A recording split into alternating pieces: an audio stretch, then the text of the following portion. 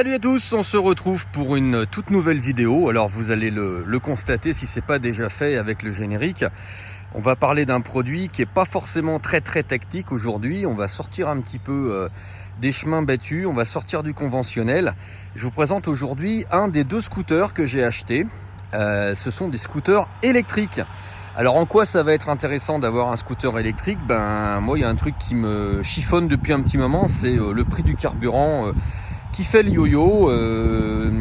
On comprend rien entre le marché qui s'effondre et le prix à la pompe qui augmente, le marché qui se relance et les prix qui augmentent encore. On a l'impression que ça baisse absolument jamais.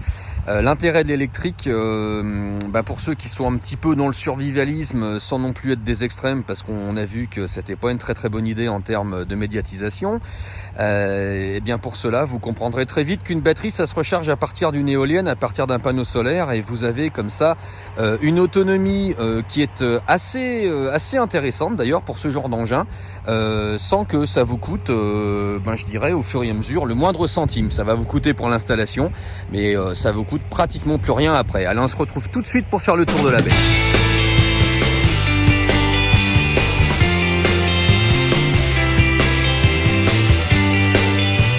Alors ce petit heater, qu'est-ce que c'est exactement? Qu'est-ce que c'est que Daiyi Motor? Alors Daiyi Motor, c'est un fabricant chinois. Aujourd'hui c'est un petit peu incontournable pour ce genre de produit. On a des produits de la marque NIU, qui sont des produits vraiment de très bonne facture, mais qui sont encore relativement chers. Et on a ce type de produits qui sont en fait issus de la famille de ce qu'on appelle des City Coco.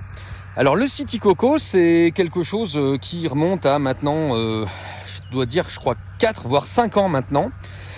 C'est un produit que j'ai eu la chance d'essayer, et je dois remercier mon copain JP le Savoyard, que j'ai rencontré dans un camping à Saint-Égulphe, que je connaissais absolument pas, et qui m'a fait essayer son City Coco en me faisant une très grande confiance. Et au guidon de cette machine, j'avais pas de casque, j'avais pas de gants, on était sur une petite route privée.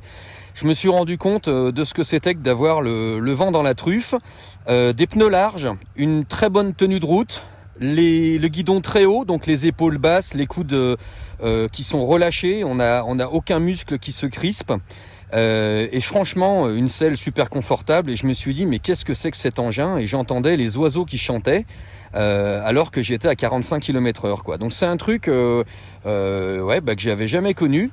Et je me suis dit, il y a un truc à faire. Je me suis renseigné, et il s'avère que toute la famille des City Coco, ce que vous pouvez trouver en tapant sur YouTube City Coco, vous allez voir tout plein de choses. Vous allez voir des modèles qui sont complètement différents, à une batterie, deux batteries, des moteurs de 1500 watts, des moteurs de 2000 watts. Il y a un petit peu de tout, on s'y perd même carrément. Il faut savoir en fait qu'il n'y a pas 36 fabricants en Chine, ils sont relativement peu nombreux, et les fabrications se font à la demande. C'est-à-dire qu'un revendeur, les plus actifs en Europe sont en Espagne. Ces revendeurs vont acheter des containers absolument complets, et ce qui est intéressant pour eux, c'est qu'au-delà du fait d'avoir leur logo sur le container et leur logo sur les scooters, ils vont pouvoir demander une selle de place, une selle monoplace, un guidon comme ci, un guidon comme ça, un phare à LED ou pas un phare à LED, un top case ou pas un top case. Enfin bref, vous demandez les options que vous voulez. Ils peuvent même vous créer des couleurs si vous avez envie. Tant que vous payez, ils fabriquent. Donc ça, c'est un truc qu'il faut savoir. Et c'est vrai que au niveau de la revente, le distributeur, lui, va vous proposer, soit parce que ça existe déjà, il va vous proposer des produits qu'il a effectivement créés, pour pas dire inventés, et les Chinois ont fabriqué. C'est pour ça que sur Internet, vous trouverez plus ou moins jamais deux fois le même modèle, jusqu'à ce qu'on arrive sur les toutes dernières générations, et c'est ce fameux Hitor 3.0. C'est ça qui fait du bruit en fond. Une petite dédicace aussi à la chaîne Electroride sur YouTube, qui présente très bien ce Hitor, qui est une vidéo qui fait plus de 50 000 vues, qui est très intéressante. Je dois dire que le souci, c'est que j'ai essayé d'entrer en contact avec le propriétaire de la chaîne et le présentateur. J'ai pas eu de réponse, on n'arrive pas à se joindre, et ça fait déjà un petit moment. Donc je me suis permis de faire cette vidéo. Non pas pour lui faire de la concurrence, mais pour essayer de répondre à des questions qui n'ont peut-être pas été posées dans sa vidéo, et que je me suis posé moi au moment où j'ai souhaité passer commande. Notre Hitter 3.0, il a donc un moteur de 3000 watts, il a une batterie qui se trouve juste ici, sous le capot là, qui fait 30 ampères heure. 30 ampères heure, ça vous donne une autonomie qui va dépendre d'énormément de choses. Alors je trouve un petit peu idiot de dire ce scooter il vous permet 45 km d'autonomie, parce qu'en fait sur internet vous allez voir que certains proposent 75 km de range, donc d'autonomie, d'autres vont vous dire 65, d'autres vont dire 40. Alors on va arrêter de se mentir et surtout on va arrêter de lire des conneries. Selon votre poids, selon que vous allez avoir un passager ou non, parce que c'est quand même un scooter qui prend 233 kg de charge. Donc soit vous êtes un petit peu en surpoids et vous serez tout seul, soit vous pouvez emmener quelqu'un, et je vous assure que le scooter, il enquille. Alors pour prouver, vous voyez bien ici des cale-pieds, sachant qu'à l'avant, ça c'est les cale-pieds pour le pilote, hein. Voilà, ça c'est pour le passager. 233 kg de charge. Au début, je me suis dit, il va y avoir un problème de soudure. Ben regardez-les bien, les soudures. Elles sont là. C'est pas le championnat du monde de soudure, mais c'est parti pour tenir. Ici. C'est pas ce qu'il y a de plus joli, mais c'est pas ce qu'on voulait non plus. En termes de tarifs, vous voyez le bras oscillant, on est sur un axe qui est pas mal parce que c'est moi qui l'ai monté. À l'avant, c'est la même chose. Là, il s'agit d'entretoise, hein. C'est pas le diamètre de l'axe, hein. L'axe, il est juste à l'intérieur et puis ensuite on enquille directement sur les roulements ici. Voilà. C'est quand même pas mal. Moi, j'ai vu des scooters de marque très connue, japonaise. L'axe, il est même plus fin. Donc je me suis dit, tiens, c'est quand même pas mal. On a bien sûr des freins à disque, 180 mm de diamètre. Pour ceux qui veulent mettre un bloc disque, ici, c'est du 6,5 mm les trous. 6,5. Alors, un peu plus, parce que à 7 mm, ça rentre, mais le bloc disque, il fait pas 7 mm. Enfin, moi, j'en ai pas trouvé. Donc du coup, on a opté, nous, pour le gros cadenas, là, de chez Radical, le truc vraiment énorme. J'ai pris 1,50 m, parce que, vous l'avez compris, les dimensions des jantes sont bien plus larges que tout ce qui est conventionnel. Donc j'ai pris 1,50 m, ça vous permet de faire le tour d'un lampadaire. Le but étant peut-être même pas de prendre uniquement les roues, mais de prendre plutôt le cadre. Après chacun fait ce qu'il souhaite, hein, pour protéger son véhicule. Voilà. Côté truc qui servent à rien là-dessus, c'est livré avec un support pour téléphone portable. Alors au premier ralentisseur, votre iPhone à 1000 €, il tombe par terre, hein. Je ne l'ai même pas monté, ça sert strictement à rien. Il y a une alarme. Alors il y a une alarme. Alors pour ceux qui roulent avec du Mercedes, vous allez reconnaître les clés, hein. Il y a une alarme. Alors faut appuyer sur je sais pas quoi. Je vais même pas le faire, ça se met à gueuler et puis voilà, je vois vraiment pas l'intérêt faire chier les voisins avec ça. Donc jamais j'ai mis ça en route. Il y a aussi une autre raison, hein, c'est que c'est pas du tout expliqué, il n'y a pas de notice. Et la notice que vous recevez, bon, elle est en anglais, tout le monde se débrouille avec ça, mais c'est traduit du coréen, qui est lui-même traduit du chinois, qui est traduit d'un extraterrestre, et on comprend, mais que dalle, quoi. Franchement, c'est... Là, vous êtes seul au monde, hein. Donc, bon, je vais pas chercher, ça m'intéresse pas. Le produit est bien évidemment homologué Europe. Alors, ça veut dire quoi? Quand vous mettez votre clé de contact, vous allez avoir un feu de position additionné d'un feu de croisement. C'est un feu lenticulaire à LED qui va s'éclairer. Ça, c'est la première des choses. La deuxième des choses, il vous faut des clignotants. Avant-arrière, à LED, on les voit, ils sont assez discrets. Moi, je le trouve même plutôt sympa. Et puis, vous avez un feu de position qui fait feu stop à l'arrière. Alors là, la petite bis to bit, là, c'est parce que j'ai pas encore reçu la carte verte de l'assurance. Et tant qu'on parle d'assurance, on va faire un mini chapitre là-dessus. Votre assureur habituel, il va vous dire que ça se vole énormément, il va vous demander plus de 500 € à l'année. Donc moi j'ai privilégié le gros cadenas. Quand je dis gros cadenas, bien sûr vous allez me dire que ça sert à rien. Moi j'ai un doigt de... Là c'est des mains normales, vous voyez. Je sais pas si vous voyez la gueule de la... Là, et puis la gueule du truc, ça doit faire 18 mm d'épaisseur. La gueule des maillons à côté d'un casque, je sais pas si vous voyez. Bon, voilà, on n'est pas dans le plus petit modèle non plus. Après, bien évidemment, meuleuse et tout le tintouin, il n'y a rien d'inviolable, on est bien d'accord. Mais bon, moi j'ai pris au tiers l'assurance. Et j'ai pris chez AMV. parce que on est assuré en 2 coups de clic et j'ai pris la protection du pilote, ils appellent ça. Alors moi c'est le conducteur, hein, je suis pas pilote, hein. Mais j'ai pris l'assurance, c'est une sorte de garantie invalidité d'essai. Dans le tout-risque, ils assurent les gants, le casque et éventuellement un airbag, jusqu'à une certaine somme assez importante concernant l'airbag. Je dois avouer que j'en porte pas. C'est peut-être un truc que je ferai à l'avenir. Ce qu'il faut aussi savoir sur ce Hitor, il a vraiment une gueule terrible ce machin. Enfin, je sais pas ce que vous en pensez. Après, c'est les goûts, les couleurs, hein, évidemment. Mais ah oui, tiens, pour l'homologation européenne, les petits catadioptres là, vachement important. Il faut absolument le laisser.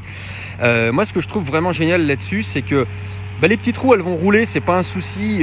C'est pas grave qu'il n'y ait pas un gros diamètre, mais vous avez une tronche là-dessus qui est absolument géniale. En plus, c'est quelque chose qui est facile à piloter. Il n'y a aucun bruit. Vous profitez de tous les bruits de la rue. En termes de sécurité, c'est vachement important. Une bagnole qui klaxonne, un truc, malgré le casque, qui est quand même quelque chose qui vous étouffe un peu les bruits environnants. Même si évidemment c'est un casque totalement passif, on est d'accord, mais ça mange un peu quand même les bruits. Et bien vous arrivez à entendre qu'un seul truc, c'est vos pneus qui frottent sur la route, quoi. C'est vraiment génial. Ça, les oiseaux, tous les bruits, là ici on est en campagne, vous allez voir les images, on est au milieu des vignes, c'est super intéressant. On entend un petit peu trop les enjambeurs.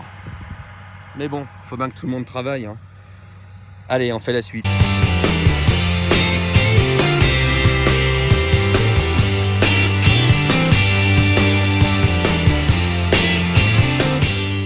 Nos amis chinois, puisque c'est fabriqué là-bas, ils nous ont fait un scooter qui, bien évidemment, en tant que chinois, est bridé. Donc, moi, j'ai pas forcément cherché à le débrider. Mais les City Coco avaient cette particularité de pouvoir débrider le moteur. En fait, on débride pas le moteur, on débride l'électronique qui gère le moteur. Parce que c'est là qu'il y a une sorte de limiteur. Le grand intérêt, désormais, parce qu'ils ont eu des retours de terrain, donc ils ont amélioré leur truc. Alors c'est bien d'avoir des toutes dernières versions, parce qu'on prend pas trop de risques. Il y a la série des City Coco, depuis 5 ans à peu près, c'est vraiment, ça a été vraiment le laboratoire d'essai, j'ai envie de dire, de ce type de scooter. Et aujourd'hui, on bénéficie de toutes les âneries qui ont pu éventuellement être faites, et on les répare. Enfin, du moins, ils les réparent pour nous. Alors, concernant le limiteur, c'est très simple. Aujourd'hui, ils nous ont mis un bouton au... Est-ce que j'appelle ça le tableau de bord? Allez, on va appeler ça le tableau de bord.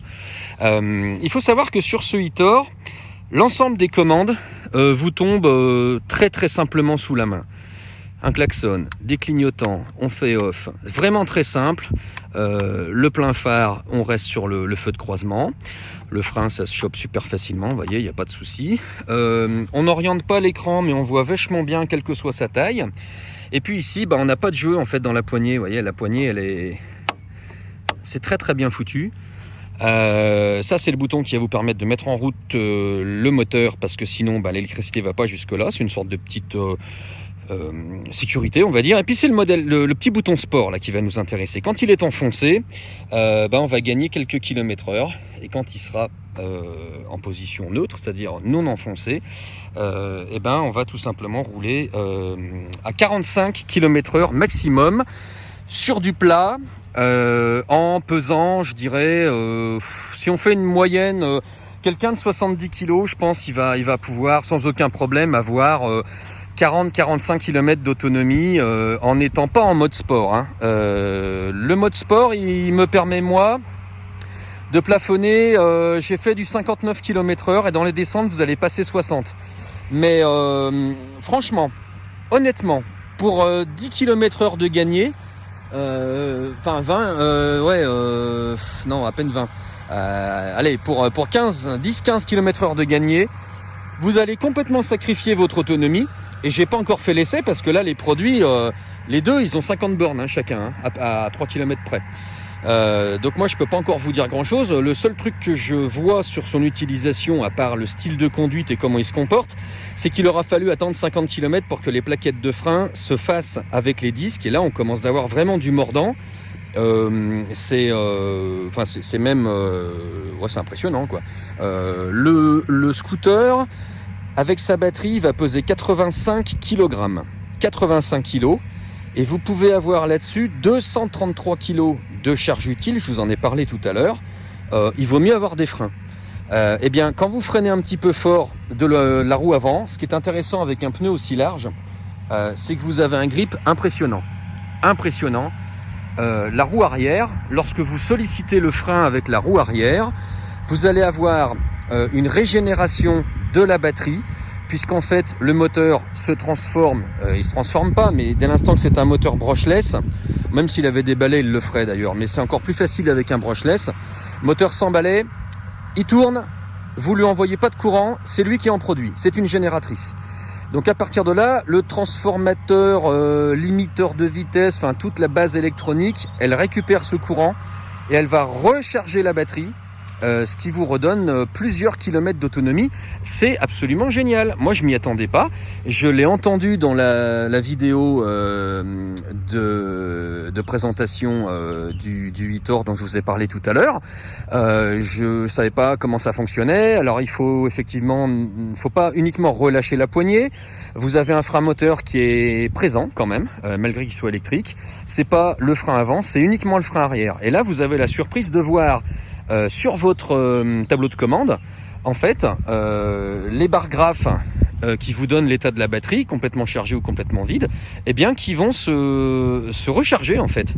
Alors, ça vous fait gagner un bar graphe au bout d'un certain temps. Enfin, ça vous fait gagner une case sur le bar graphe. C'est vraiment très très intéressant. Ça coûte rien. La charge avec les chargeurs de 10 ampères. Qui sont livrés avec chaque scooter. C'est une charge qui dure aux alentours de 3 heures. Moi j'ai envie de dire 3 heures et demie pour les premiers temps parce que il faut que tout se mette en place, il faut que la batterie s'équilibre, il faut que voilà, ça reste tout neuf. Ça descendra peut-être à 3 heures, je sais pas, on verra avec l'expérience, mais moi j'ai envie de dire 3h20, 3h30 pour l'instant. C'est quand même vachement rapide. On va regarder ce petit top case là. Alors vous avez voilà. Ici, une petite fermeture qui vous empêcherait de l'ouvrir. Comme ils sont pas tout à fait sûrs, les mecs, hein, vous avez vu, ils vous ont rajouté 2 trucs de chaque côté. Mais bon, quand je vous ai dit que mon revendeur, il m'avait fait envoyer des cartons, vous voyez là comme c'est joli là. Donc là, j'attends d'en recevoir un nouveau. Il y a ça, et puis il y a un phare qui nous a lâché au bout de 2 heures. Donc normalement, je suis censé récupérer toutes ces pièces sous peu. Donc voilà, on voulait regarder un petit peu ce qui se passait. Alors là, vous allez rire parce qu'on est effectivement dans la chinoiserie la plus complète. J'en profite pour vous présenter mon casque. Je vais essayer de pas le rayer avec le machin. Oh, merde, dis donc, ça ferme pas. Voilà, c'est pas des top cases qui sont faits pour mettre des casques. Si ce n'est des petits bols, vous savez, des casques bols vraiment de chopper, mais qui sont pas du tout homologués. Même si le modèle, je pense qu'on n'aurait pas l'air idiot avec un bol. Parce que ça fait vraiment chopper, mais voilà, c'est pas du tout homologué, donc moi ça m'intéresse pas. Je vous parle peut-être de mon casque pendant 2 secondes. C'est un LS2, je sais pas si on arrive à voir bien. LS2, c'est le modèle Valiant 2. Moi, ce qui m'a vraiment plu sur ce casque, c'est le côté, comment ça s'appelle, versatilité. Donc là, vous avez une tirette sur le côté, tac. Et quand vous mettez la tirette, ça vous fait descendre la visière soleil, par soleil, voilà. Et puis vous avez surtout, donc dans la versatilité, vous avez le système là qui vous permet de le transformer en intégrale. Voilà, ça vous permet de le transformer en intégrale. Si vous voulez du jet, le grand intérêt, au lieu d'avoir un gros machin qui reste devant, comme pas mal de casques on fait pendant une certaine époque, maintenant ça vient complètement en arrière. Ça vient beaucoup plus loin que le Boxer de chez Roof, pour beaucoup moins cher d'ailleurs. Ça se bloque en arrière et surtout, vous avez encore la capacité d'utiliser votre visière. Parce qu'il y a d'autres casques, en fait, quand vous emmenez la mentonnière en arrière, ça vous emmène la visière aussi. Et ça, c'est pas drôle. C'est du micrométrique, et puis dedans, c'est rétro-réfléchissant. Enfin bref, moi j'adore ce casque. Ça coûte pas forcément super cher. Et ça m'a l'air d'être un bon truc. Enfin, moi je voulais les deux, en fait, des trajets un peu où il fait un peu frais et où on veut vraiment être en sécurité, on met sa mentonnière. Et puis le trajet où on pense être seul sur la route, on reste en jet. En tout cas, il est homologué pour les deux, donc c'est assez intéressant. Voilà, il est pas mal ce tour.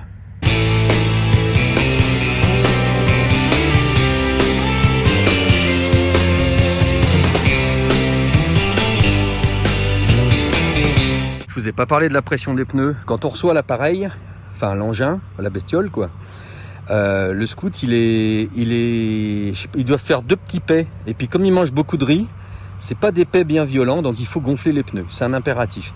Là encore, pas de notice. Donc on fait appel à son discernement, on réfléchit. Et j'ai choisi de les laisser en basse pression. Donc j'ai mis 1,5 bar dans chacun des pneus. Quand on tape dessus, ça résonne comme s'ils étaient gonflés fort. En fait, c'est pas le cas. Ça participe à la suspension. Quand on est 2 dessus, il s'écrase absolument pas, il se déforme pas. Et quand on est sur des terrains comme chez nous, vous le voyez dans cette présentation, on passe pas mal dans les chintres de vigne parce que, comme on dit, ça coupe. Ça permet de prendre les chemins de traverse, puis ça fait aussi des super balades. Là on a besoin d'avoir des pneus qui sont pas forcément trop gonflés parce qu'on glisserait absolument de partout, ça serait pas forcément agréable. Donc 1,5 bar. Pour l'instant on reste comme ça. Plus tard je vous mettrai peut-être dans les commentaires parce que je vais pas forcément refaire une vidéo pour ça, mais je vous dirai si le fait de monter à 1,9 a un intérêt ou pas. Pareil, vous si vous avez ce genre de scooter, dites-moi combien vous êtes gonflé et quel est l'intérêt de faire plus ou de faire moins. Moi là-dessus j'ai pas de notice, j'y suis allé avec du bon sens, tout simple. Quand on reçoit les scooters, on a les freins qui marchent pas vraiment bien. Vous avez vu, ils n'ont pas rigolé au niveau des réservoirs de liquide de frein. C'est vraiment gros, franchement, pour la taille des freins, c'est vraiment gros. D'aucuns diront que ça participe au style. Ouais, faut aimer le style. Moi, je suis plutôt hostile à ça. C'est pas forcément très très joli, mais ouais, ils ont fait un effort, ils ont mis de la couleur quand même. En tout cas, ça freine pas quand on les reçoit. C'est tout mou, voilà, c'est plein de bulles. Donc, il faut absolument purger son système de frein. Hop, mon doigt est là. C'est super simple. Vous voyez la petite vis qui se trouve là. Eh ben, il faut enlever le capuchon. Vous prenez une clé qui doit être du 10. Vous dévissez un tout petit peu. Vous mettez un coup de frein. Dès que ça gicle un peu de liquide, vous resserrez. Et puis, ben voilà, l'air est parti. Il faut peut-être le faire jusqu'à 2-3 fois.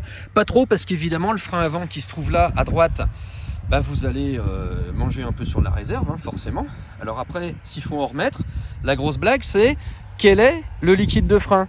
Alors c'est du DOT, obligatoirement, mais quel numéro? Du 3, du 4, du combien? Eh ben j'en sais rien, et ça fait pas partie des trucs qui sont notés. Donc voilà, moi j'y suis allé tout doux, j'ai purgé l'avant, l'arrière, on a fait ça pour les 2 scooters.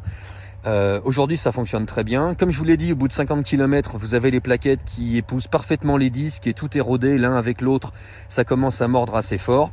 On n'a pas de souci de ce côté-là, c'est tout neuf, il faut que ça se rôde, hein, c'est tout à fait logique, hein, c'est normal. Pas beau le klaxon? Plastique chromé, la classe.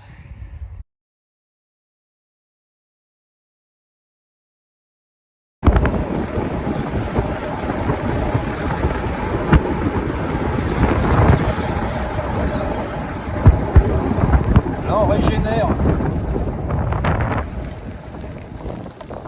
Évidemment.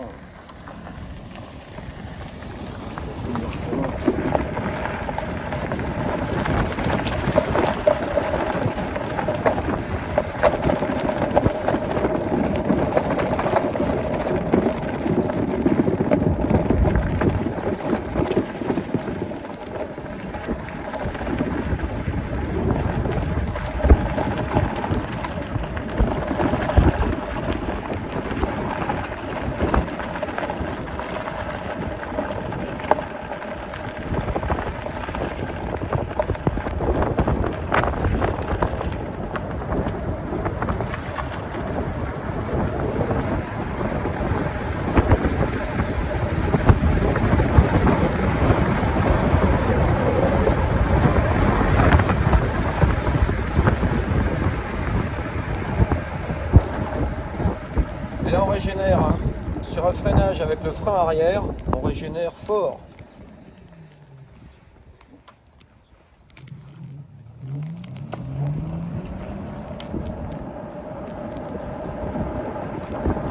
Ah, il faut qu'on recharge.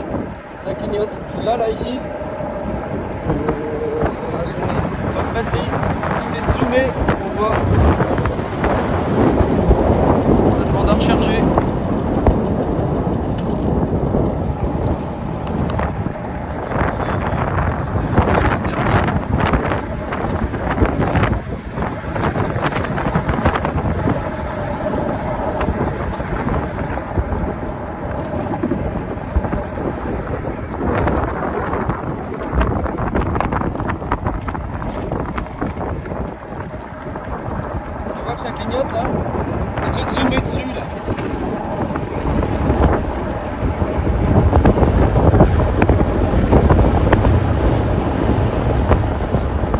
il y a un truc qui est pénible. Autant il est très joli ce garde-boue parce que je n'oserais même pas faire la comparaison avec Harley Davidson. Comptez pas sur moi pour ça. Mais il est très près du pneu et il englobe très bien ce pneu. Le seul problème, c'est regarder la place que vous avez entre le garde-boue et le pneu. Pardon, j'espère que vous n'avez pas vomi. C'est pas épais. Hein. Ça veut dire que dans les rainures du pneu, lorsque vous allez choper un caillou, comme ça m'arrive dans les cintres de vigne, automatiquement, c'est le bord d'attaque du garde-boue qui va manger. Ça fait un bruit, on sent que le machin s'éjecte. Moi, je pense que tout ça, ça va être fendu dans 3 semaines. Le truc, il est mort. C'est joli. Vous n'avez pas ce problème en ville, on est bien d'accord. Ouais, c'est de ma faute. Hein. Je vais dans les chemins. Mais bon, voilà, c'est joli. On sent que le truc, des fois, il passe dedans, ça fait un sale bruit.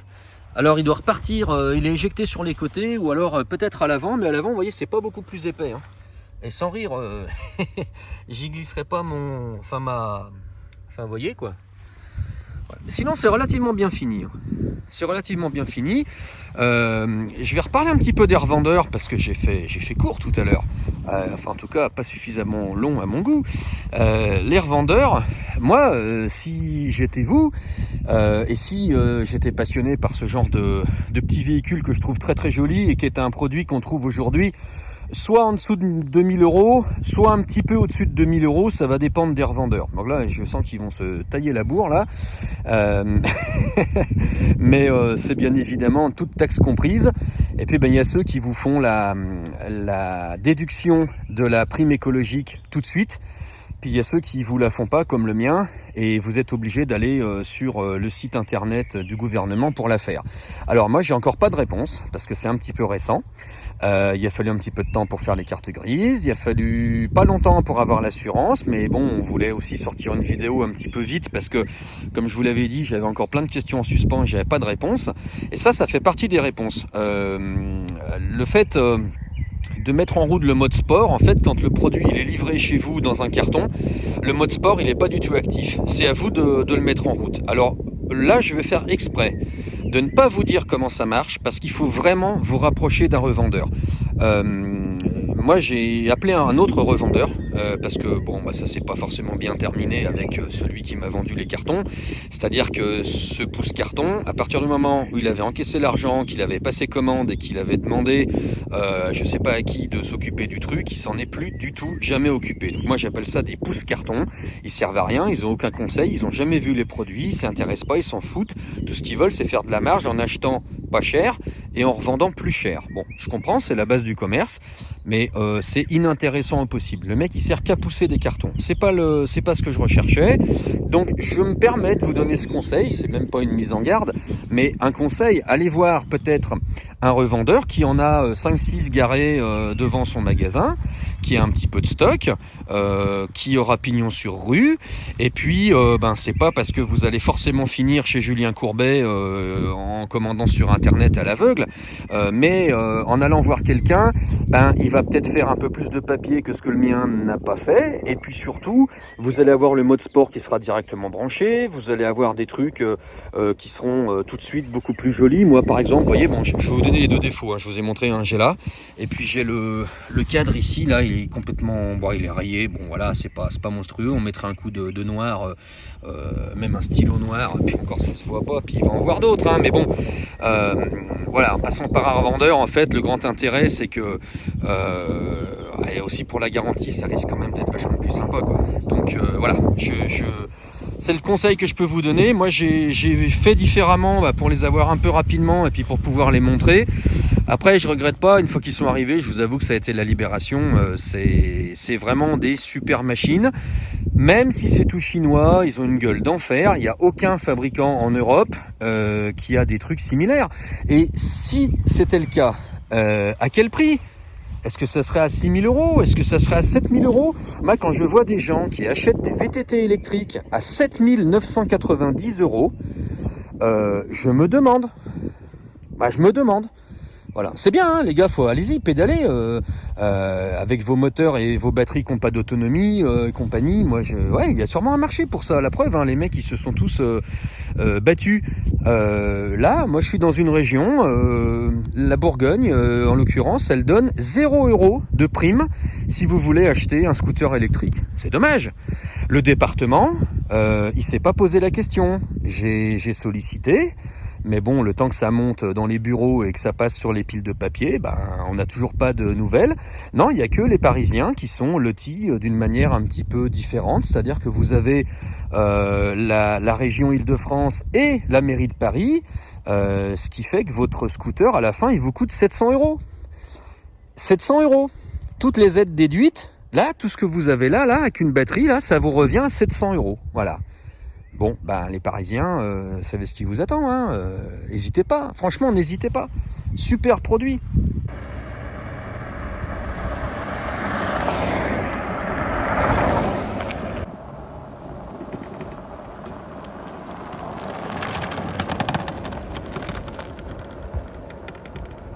Le constructeur chinois a une bonne idée, c'est quand il vous livre dans son carton le scooter complètement démonté, il vous offre l'outillage pour aller avec. Et fort heureusement, parce que vous savez comment ça se passe en Chine, l'Europe utilise dans sa norme, utilise des vis et des écrous en général de 13, de 19, il y a de plus en plus de 15.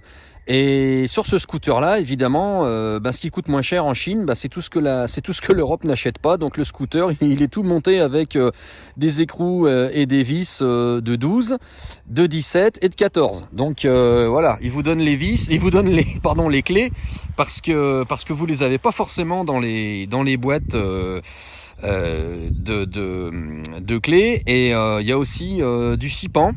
Alors le 6 pans, il y a du 5, je crois qu'il y a du 6, et puis l'extrémité des poignets là par exemple, c'est du 5,5, c'est des trucs, voilà, fallait l'inventer quoi. Mais ça se passe bien, hein, c'est tout livré avec, il n'y a pas de souci, c'est plutôt sympatoche, et puis le montage, il faut quand même considérer, on va dire seul. Vous allez passer une matinée quand même sur votre scooter parce que vous allez vouloir tout regarder, puis vous allez vouloir tout serrer, et puis même ce qui était déjà monté, vous allez le resserrer parce que c'était pas serré. Et ben c'est normal, mais c'est quand même assez intéressant. Et puis le fait de les monter soi-même, ça permet de voir comment c'est fichu, voir comment ça va tenir. Et puis il y a une petite soudure là que je vous avais pas montré. Je vais profiter du soleil, ça va être bien. Vous voyez sur le tube là, ici, juste là, c'est là en fait qu'est prise la fourche. Hein. Et ben c'est plutôt pas mal. Honnêtement, c'est plutôt pas mal. Voilà, ça c'est vraiment là où les efforts vont être les plus importants, et en termes de soudure, je pense que ça va tenir un certain temps. Puis comme c'est de l'acier, vous trouvez les vidéos de montage des usines en Chine, hein, c'est de l'acier, donc ça va être relativement simple à ressouder si toutefois un jour ou un autre on a une amorce de fissure, si ça commence à se fendre ou quoi que ce soit, on va voir, hein. C'est pas de l'acier trempé non plus, mais voilà, avec 233 kg de charge, le truc il peut quand même en prendre sur le museau. Ça reste objectivement, ça reste quand même ce qui est écrit sur le papier, hein. J'essaierai pas à empiler des sacs de sable non plus derrière. Mais bon, moi j'ai essayé, hein, on a essayé à deux, je sais pas combien on pouvait avoir dessus, un bon gros 150 kg, hein, à deux. Le truc il avance exactement comme si vous étiez tout seul. Il est un petit peu plus lent quant à monter sur sa vitesse de pointe, mais il l'atteint, il n'y a pas de souci. Bien évidemment, l'autonomie, elle va être diminuée, mais non, il y va. Et là-dessus, le moteur électrique, c'est un truc qui est, c'est un avantage mais extraordinaire quoi. Et puis ça fait pas de bruit, zéro bruit, la super classe. Une clé.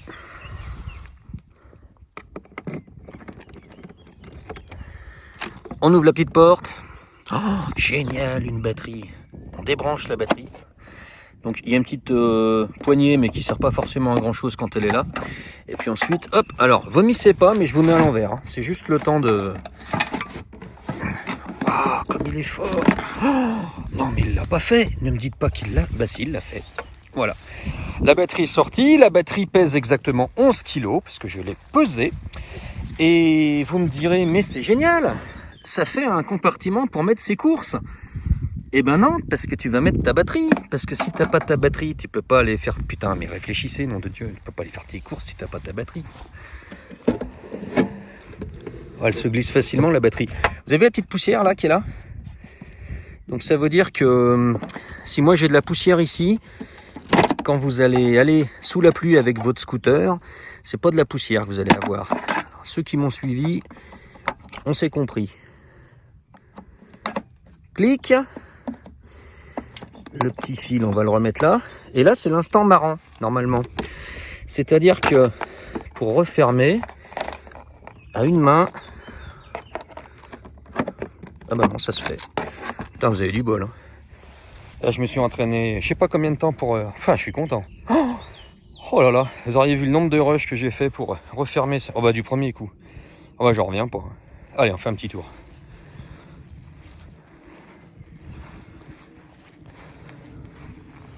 Ah bah on voit mon ombre, c'est malin. Ah vraiment marrant là. Moi je trouve ça vraiment très craquant le bestiau. Le petit top case. Regardez. Hop. Oh putain, j'avais laissé mes clés à l'intérieur. Eh ben il ferme pas. Voilà, vous êtes obligé d'avoir vos clés pour fermer le top case. Malinx ou pas, le lynx? Rien à voir. Hein. Mais là, pour le coup, c'est pas con. Vous pouvez avoir oublié vos clés dans le top case. Vous pouvez pas le verrouiller. Ben, je sais pas si c'est fait exprès. Je trouve ça assez intelligent. Allez, eh ben, je vous laisse. En tout cas, ça fait une belle grosse vidéo. Je suis bien content de vous avoir retrouvé. Et puis, ben, on va aller manger quelques kilomètres pour... Allez, entre 70 et 90 centimes d'euros le plein, c'est-à-dire la charge. Hein. 3 heures de charge, on est à... je regarde un peu les prix, 18 centimes d'euros du kilowattheure, si je dis pas de bêtises, en moyenne. Chargeur, on est sur un chargeur de 10 ampères, on a 3 kilowatts, ouais, on est à peine à l'euro, pour charger la batterie avec j'ai envie de dire quand même un minimum de 40 km d'autonomie. C'est pas dégueu quand même, hein. C'est pas dégueu. Allez ben, bon Hitor à tous, et puis à bientôt sur les routes, hein. À la prochaine, salut.